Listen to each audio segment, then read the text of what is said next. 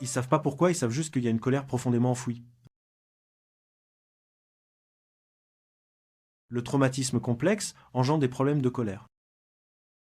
Ainsi, la plupart des personnes ayant un traumatisme complexe réalisent qu'elles ont eu des problèmes de colère aussi longtemps, elles s'en souviennent. Il y a une partie d'eux qui a peut être été refoulée dessus, mais quand ils en prennent conscience, réalisent que cela a toujours été là et a toujours été en colère. Et ce que certains commencent à comprendre, c'est qu'ils ont en fait peur de leur colère. C'est comme si je commençais à laisser sortir ma colère et que je ne saurais pas comment remettre un couvercle sur cette boîte. J'aurais juste peur que quelque chose de terrible se produise. Alors je dois réprimer ma colère car j'ai peur de la laisser sortir, même un peu, parce que je ne sais pas comment je pourrais la contrôler. Cela amène beaucoup de gens à se sentir coupables de leur colère parce que si ils l'ont laissé sortir un peu, ils ont généralement causé du tort à quelqu'un d'autre. Et cela a engendré beaucoup de culpabilité. Pour eux, leur colère n'a été utilisée que de manière négative et blessante. Et maintenant, ils ressentent de la culpabilité en plus de leur colère. La plupart réalisent que leur colère a comme un interrupteur qui s'enclenche en une nanoseconde.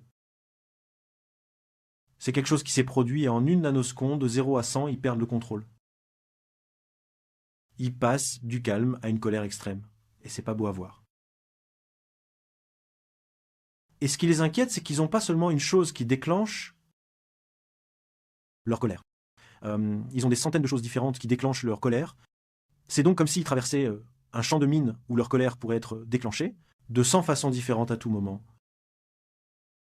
Certains ont même connu des moments où leur colère les plonge rapidement dans une rage noire. Ce que je veux dire, c'est qu'ils perdent presque conscience de ce qui se passe. Ils se laissent tellement envahir par leur colère qu'ensuite ils ne se souviennent même plus de ce qu'ils ont fait. C'est comme s'ils avaient une perte de mémoire concernant ce qui se passe. Et c'est effrayant pour eux parce qu'ils ont fait... Ils savent pas ce qu'ils ont fait ni qu'ils ont blessé. Il est important de comprendre dès le départ que la colère est probablement l'une des émotions les plus intenses. Et elle crée une puissante impulsion à agir de certaines manières. Ce qu'il est important de comprendre, encore une fois dès le départ, c'est que la colère a été initialement conçue pour nous pousse dans une direction positive. Et je vais l'expliquer dans un instant. Ce qui se passe dans le traumatisme complexe, c'est que cela se dérègle et maintenant la colère nous entraîne dans une direction négative, dans une direction nuisible, et arrêter cette attraction est si difficile parce que c'est la colère. Ce qui la rend intense, c'est que le cortisol est libéré pour vous aider à vous battre. Et maintenant, c'est une émotion très intense soutenue par des substances chimiques supplémentaires. Et donc essayer de contrôler cela est encore plus difficile. Certains constatent que la colère devient leur état par défaut. Ils deviennent dépendants de la colère. Ils ont besoin d'avoir de la colère, de ressentir de la colère chaque jour, pour se sentir normaux, vivants, pour ressentir de l'énergie, et c'est un endroit dangereux pour eux. Ils n'ont donc pas besoin de quelque chose pour se mettre en colère. Ils peuvent se mettre en colère chaque matin. Ils essaient délibérément de se mettre en colère, car cela leur donne l'énergie pour démarrer. Dans la journée, un autre aspect de cela est que beaucoup développent une forte colère envers eux-mêmes à cause de leur honte. On leur a donc dit qu'il était mal d'exprimer la colère à l'extérieur. On leur a dit qu'ils étaient le problème. Ainsi, toute cette colère s'est retournée contre eux-mêmes et ils éprouvent une grande colère envers eux-mêmes. Pour ceux qui luttent contre la dépendance, la colère peut être un problème majeur de rechute car lorsqu'ils se mettent en colère, ils se disent « D'accord, je vais aller consommer des drogues ou de l'alcool ». C'est leur solution lorsqu'ils ressentent de la colère. Cela devient leur excuse pour aller se saouler ou se défoncer. C'est donc un énorme problème de rechute pour ceux qui luttent contre la dépendance. Je pense qu'il est important de comprendre qu'il y a deux types de colère. Je l'appelle donc la lave dans le volcan et l'éruption du volcan. La plupart des personnes avec un trauma complexe ont cette lave qui mijote et qui est présente depuis aussi longtemps qu'elles s'en souviennent. Elle bouillonne juste sous la surface, souvent de manière subconsciente. De temps en temps, quelque chose la déclenche. Et il y a une éruption de colère. Ce qu'il est important de comprendre, c'est que lorsque beaucoup de gens pensent à la colère, ils disent « je suis pas une personne en colère ». Et ce qu'ils me disent vraiment, c'est que j'ai pas l'explosion. Donc dans leur esprit, la colère n'est qu'une éruption, une explosion.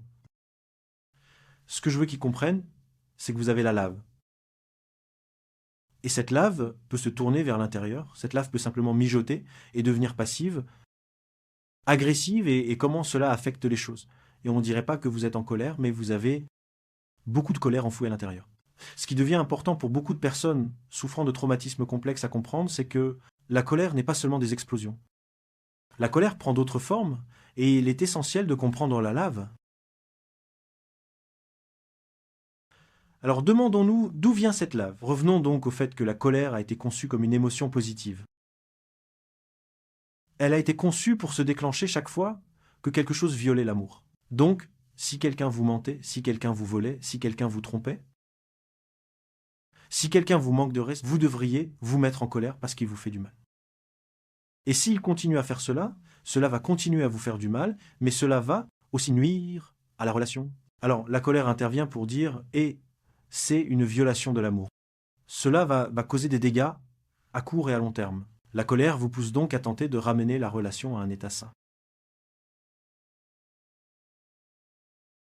Que se passe-t-il donc lorsqu'une relation ou que quelque chose viole l'amour en franchissant cette limite saine? Et la colère dit non, il faut revenir à l'intérieur des limites saines. Nous devons être respectueux, nous devons être honnêtes, nous devons être fidèles les uns aux autres. Nous devons nous respecter. Ainsi, la colère fournit la motivation et l'énergie pour tenter de ramener quelque chose à un état sain. Et le cerveau libère du cortisol pour aider à cela. Deuxièmement, si une personne est en danger et qu'elle n'a pas les moyens de le résoudre, alors la colère, le cortisol, leur donne de l'énergie supplémentaire pour combattre ou fuir afin de sortir du danger. Ainsi, la colère a deux très bons rôles, protéger un enfant et maintenir l'affection. Mais ce qui se passe dans un traumatisme complexe, c'est qu'il y a toutes sortes de choses qui violent l'amour. Il y a constamment du manque de respect. Les besoins ne sont pas satisfaits. Les gens se font du mal les uns aux autres. Les gens se mentent les uns aux autres. C'est juste une violation constante de l'amour. L'enfant se met en colère. Devrait l'être, c'est une bonne colère. Mais comment les parents réagissent-ils à cette colère? Ils la punissent. Ils disent qu'ils ne devraient pas avoir ça.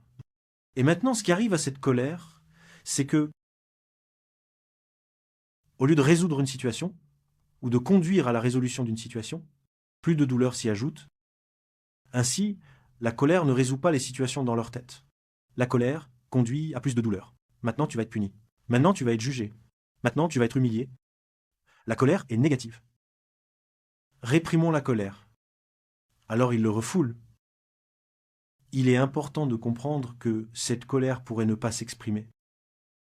Et ils ne sont peu, être même pas conscients de l'ampleur de ce qui est refoulé. Mais cela commence à se manifester. Ainsi, dès que les enfants rencontrent quelque chose de plus faible, ils ont souvent besoin d'évacuer leur colère. Alors ils deviennent des tyrans. Ils se lancent dans le vandalisme. Ils sont cruels envers les animaux. Toutes sortes de choses différentes où la colère cherche à s'exprimer. Ainsi, toute cette colère refoulée crée de la lave. Mais cela donne l'idée que la colère est mauvaise. La colère, si elle est exprimée, ne conduit qu'à plus de douleur. Quelqu'un sera toujours blessé quand la colère se manifeste. Alors cela ne parle bientôt plus d'amour. Tout devient une histoire de quelque chose de terrible qui engendre plus de douleur et de souffrance. Ce qui se passe alors, c'est que l'enfant grandit. Ils ont toute cette colère à l'intérieur. Ils apprennent que lorsqu'elle se manifeste à certains moments et dans certaines situations, cela leur profite réellement. Alors ils commencent à utiliser la colère non pas pour provoquer ou restaurer l'amour. Ils commencent à utiliser la colère de manière malsaine, ce qui leur procure une gratification instantanée. Ils découvrent alors, waouh, que quand je me mets en colère, j'intimide les gens et ensuite je peux les manipuler. Je peux les contrôler. Ils ont peur de moi et ils font ce que je veux. Donc la colère est un excellent outil dans ma boîte à outils de manipulation. Aussi, quand je suis en colère, je ne ressens pas d'autres émotions. Pas de douleur, je sens pas de douleur. Donc si je reste en colère et que c'est la seule émotion que je ressens parce qu'elle est si intense, au point de ne pas ressentir toutes les autres émotions, ça me plaît un peu. Alors ce qui arrive aux gens, c'est qu'aussitôt qu'ils ressentent de la gêne, ils passent rapidement à la colère. Ainsi la colère devient une émotion secondaire. Donc dès que je ressens de l'anxiété, de la gêne, de la honte ou de la peur, je transforme cela en colère. Et ils peuvent le faire en une nanoseconde. Ils savent même plus quelle est la véritable émotion. Tout ce qu'ils savent, c'est que je ressens de la colère. Un autre outil, que beaucoup d'enfants utilisaient la colère pour créer des limites. Alors ils essayaient de dire non aux gens. Les gens ne respectaient pas leurs limites. Ils n'avaient donc plus que deux options. Ils pouvaient s'isoler des gens et créer une frontière géographique. Ou bien ils pouvaient exploser de colère et repousser les gens.